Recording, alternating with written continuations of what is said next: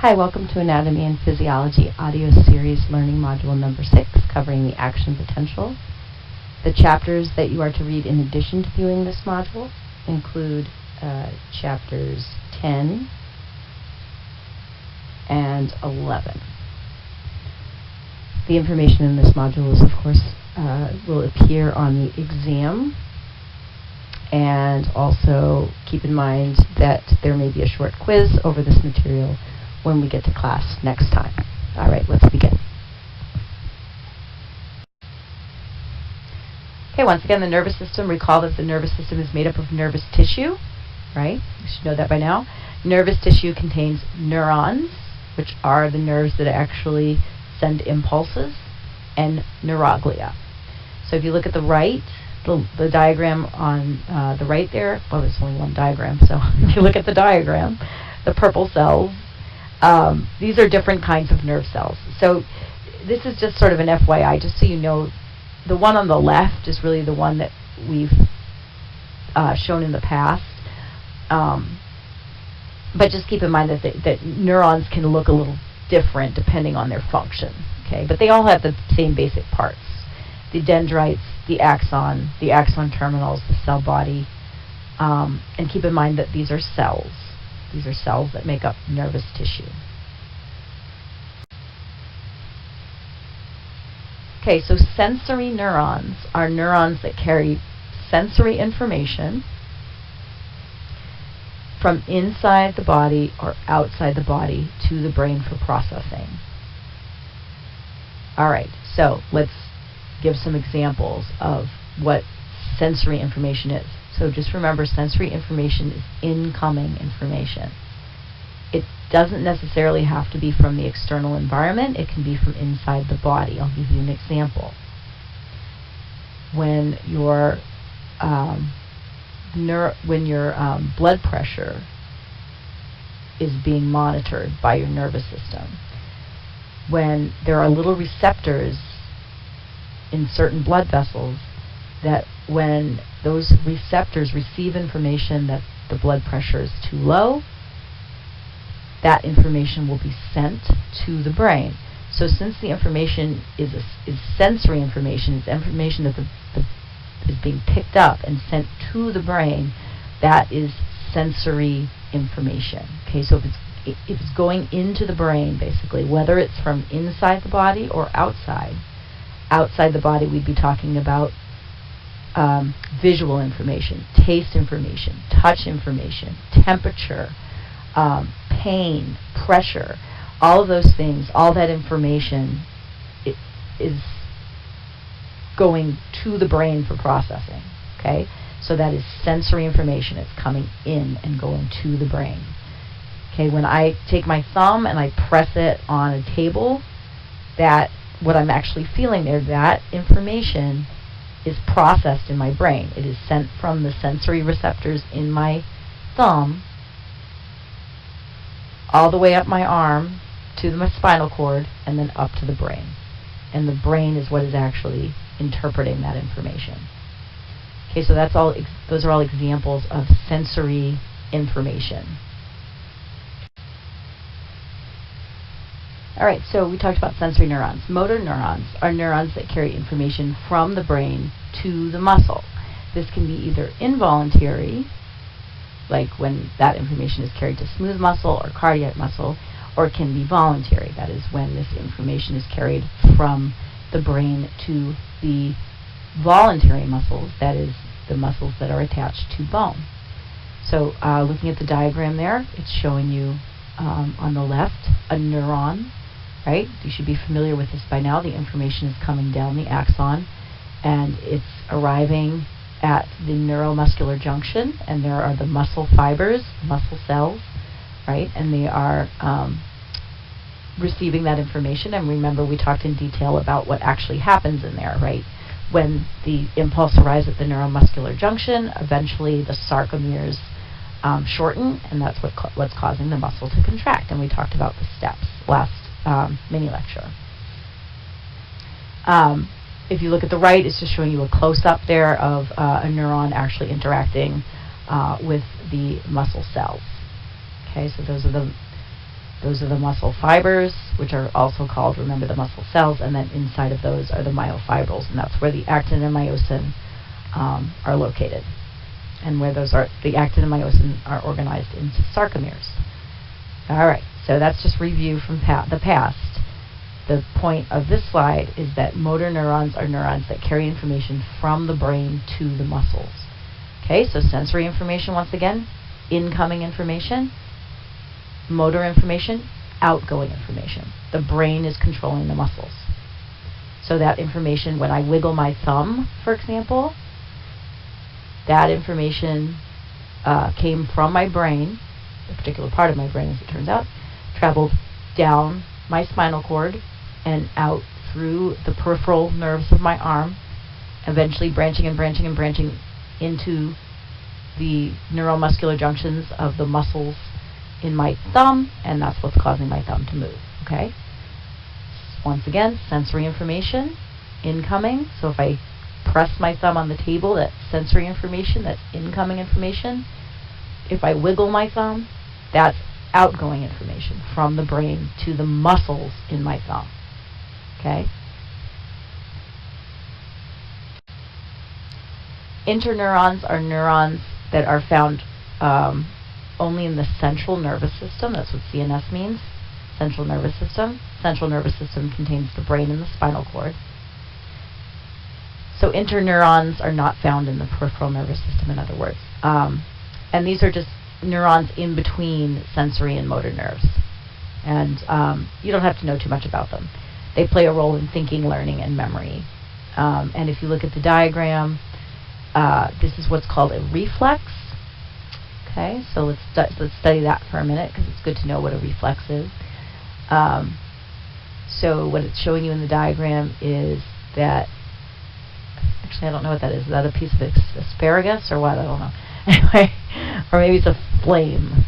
Okay, so the person is, or maybe it's something sharp. So the person is touching something sharp or a flame or whatever, or a piece of asparagus, and but it should be something that's a painful stimulus, because that's the point of a reflex. So it's painful.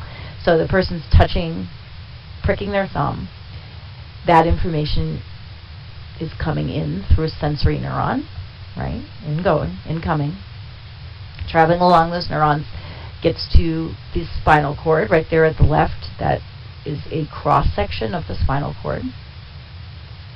So the information comes into the spinal cord. There's a little interneuron in there, and that interneuron is passing that information then to a motor neuron, and the motor neuron is going to the muscle of the arm, and then that motor neuron is telling that muscle to move away from the painful stimulus.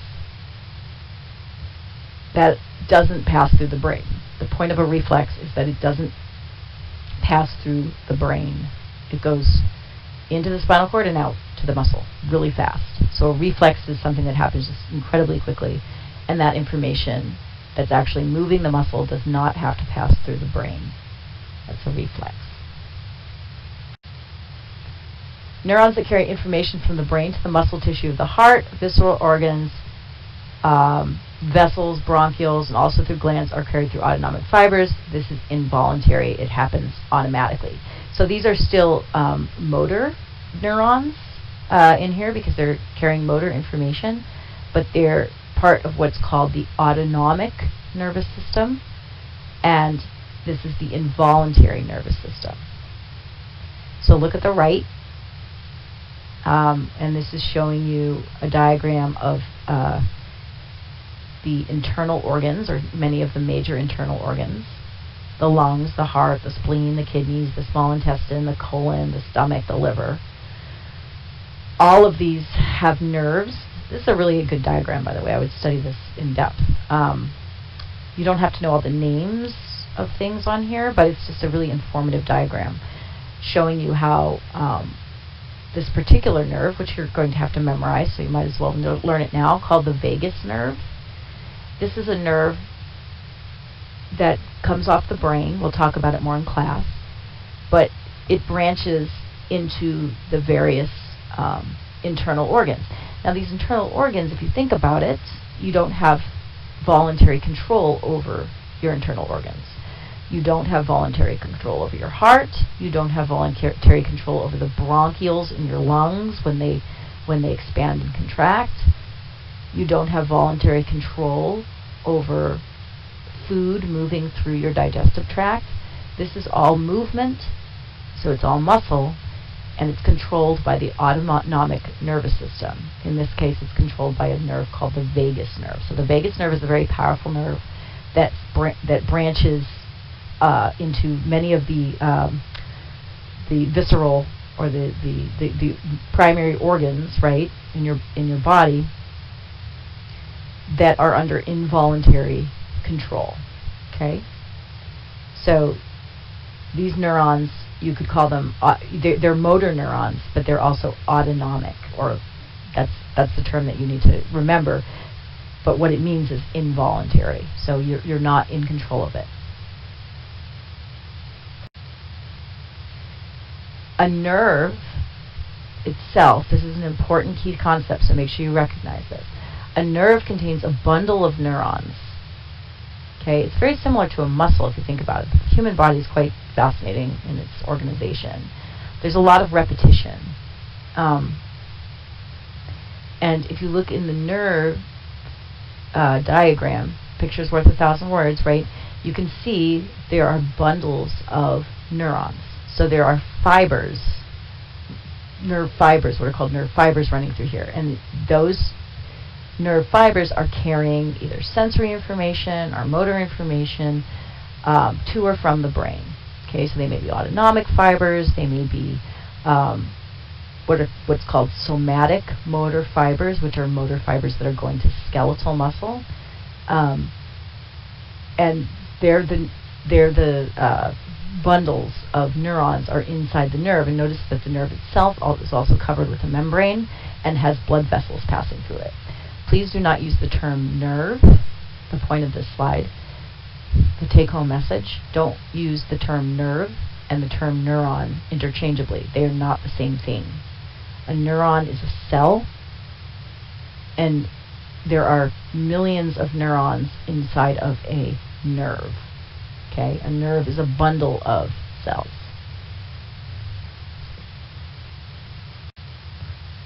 Okay, I want you to watch this animation. It just kind of shows you, just to give you, once again, a nice 3D picture of how a signal moves through a neuron.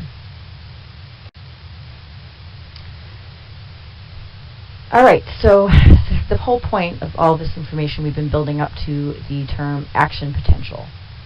An action potential is how information travels along the cell membrane, the axon. Okay, it's not anything you haven't heard before. It's just a fancy word for an impulse or a signal, right? This is just how information actually travels through the neurons. Okay, you're going to watch this animation because it's going to give you a nice overview. You're not going to have to know everything that's in the animation. So I would not take notes or anything. I would just observe and absorb. Okay, so just absorb what you can from the animation, and don't worry about what you have to memorize or anything like that, because I am going to be discussing this.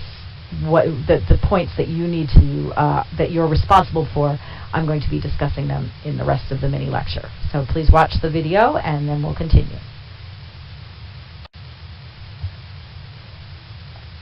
Alright, so there was a lot of information in that video that you may not need to necessarily be familiar with, but it gives you an overall, it was pretty complex, but it gives you an overall idea of what's actually happening when a signal travels along a neuron.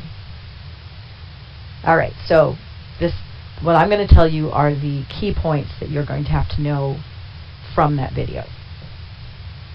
Okay, so the action potential involves active transport, membrane pumps. We already discussed that. That is when, in this case, sodium and potassium, right, are being moved against the concentration gradient, so against the way that they want to go. If sodium and potassium were moving by diffusion, okay, then they would go from high concentration to low concentration because that's the way they want to go. So sodium and potassium want to go a certain way. However, the cell doesn't want them to go that way. So the cell pumps sodium out of the cell and potassium in. Okay? Your nerve cells, your neurons in your body are doing this all day long. Okay? Very expensive. This is why thinking, right, burns calories, utilizes energy, because it's a very, very energy-intense process to continuously keep sodium outside the cell and potassium in. This is a key concept. So if you don't understand it, I suggest you review it several times. Cell keeps sodium out and potassium in. And it has to fight against diffusion all day long. Okay?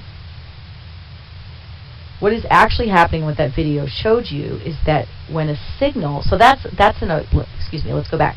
That's in a resting state. So that is in a resting state that this is happening. I know it doesn't sound like a resting state because it costs a lot of ATP, but it is. It's the resting state of the neuron. It's the normal, when there isn't a signal traveling through the neuron, this is the way things are. However, when a signal is being sent, this is what is actually causing the signal to be sent. Sodium and potassium are basically trading places. Now that video showed you a whole bunch of stuff that's happening, but ultimately what's happening is that sodium, it's not quite this simple, but we're keeping it simple. Sodium is normally outside the cell and sodium goes in. Potassium is normally inside the cell and it goes out. So they basically trade places, you can think of it that way, along the cell membrane until the signal arrives at the axon terminal. Okay, here's a diagram of what's actually happening. So this is showing you the axon, right, the long part of the nerve cell. Okay, it's showing you that there's these little channels buried in the cell membrane. Okay, just to remember, this is a cell, so this is, just because it's a long part of the cell, it's still a cell membrane, right? Think about that for a second. It's just the cell membrane.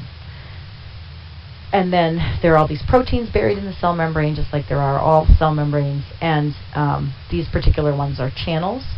So the channels are letting sodium and potassium in and out, okay? Don't worry about the minutia or the steps of the action potential beyond that, okay? Sodium and potassium are trading places. But the important thing about this diagram is that if you look at the upper one, sodium, which is shown in red,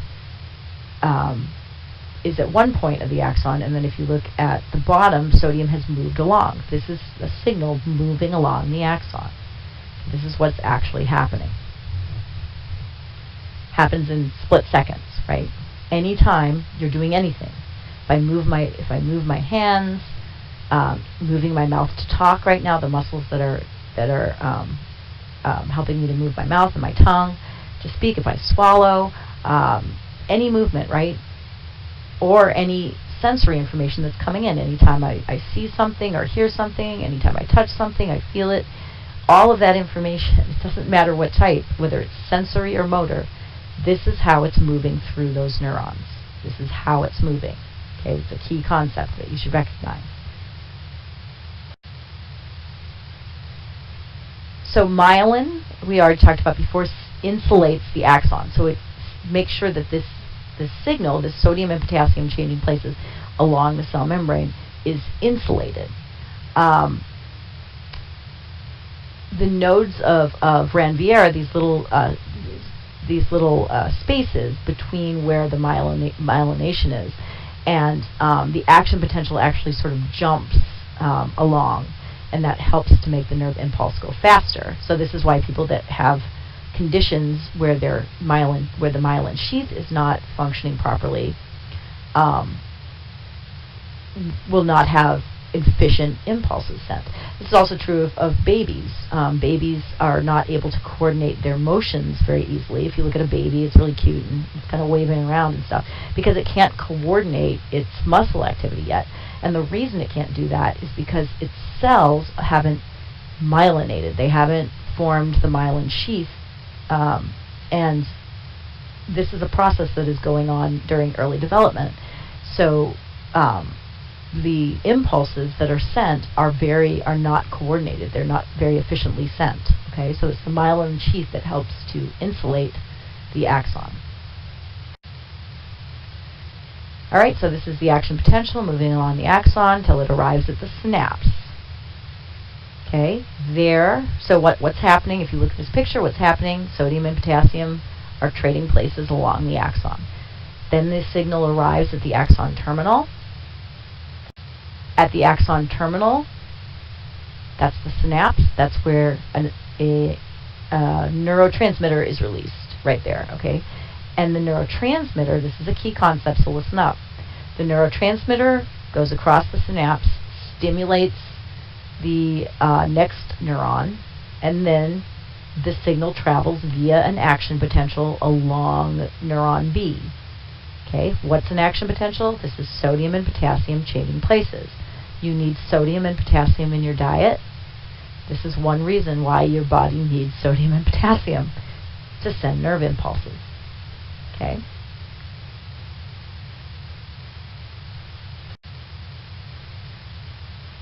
Okay, so this is across the synapse. Neurotransmitters, like we've mentioned acetylcholine, but there are some others we will mention in the future, are secreted from neuron A. They diffuse across the synaptic cleft, or the little space there, and they bind to receptors on neuron B, and neuron B is activated. Okay, so this is the synapse. Remember, synapse is the space between two neurons. This is not the neuromuscular junction, although it looks a lot like it because they're very similar to each other.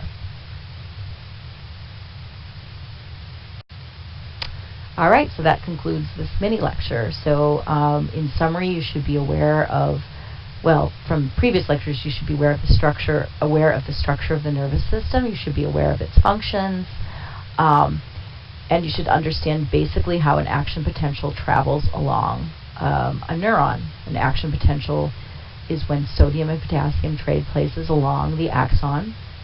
The signal then arrives at the axon terminal, causing a neurotransmitter to be released. The neurotransmitter goes across the synaptic cleft to the other neuron and then travels along through the next neuron as an action potential. So this is how signals are sent. What kind of signals? Sensory signals, motor signals, any kind of information that is traveling either to or from the brain is traveling via an action potential. So when I touch the table, that tactile information that I'm feeling, the fact that I'm feeling like the table is smooth, that information is traveling via an action potential through the neurons in my arm, all the way to my spinal cord, then up to my brain, and my brain, a particular part of my brain, which we'll cover in class, part of my brain that says, aha, that table feels soft, okay? And then when my brain is like, okay, move your thumb away from the table, that information is originating in my brain, traveling down my spinal cord, through the peripheral nerve that leads down my arm to my thumb, and it's moving, it's arriving at the neuromuscular junction, the information is, and how is it moving? Through an action potential. Sodium and potassium are changing places, and neurotransmitters are being released. And then when it gets to the muscles of my thumb, the neurotransmitter that is released right there is acetylcholine, released at the neuromuscular junction, tells my muscles to contract, to pull my thumb away.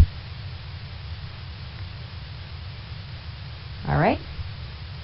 So make sure you're ready in class to be quizzed on the information in this mini lecture.